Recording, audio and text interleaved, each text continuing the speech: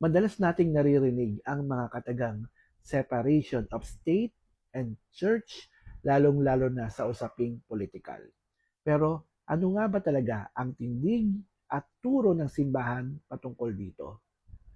Ayon sa Catechism of the Catholic Church, paragraph 2246, tayong mga tunay na Kristiyanong Katoliko ay inutusan ng ating simbahan na tumindig, magkaroon ng boses at ipaglaban ang tama at ang ating karapatan, lalong-lalo na sa usaping politikal at kung ito ay nakakaapekto na sa moralidad at kaligtasan ng bawat kaluluwa.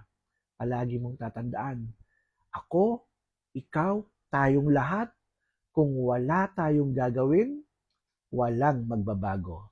Sana po nakatulong hanggang sa muli. Brother Paul, God bless.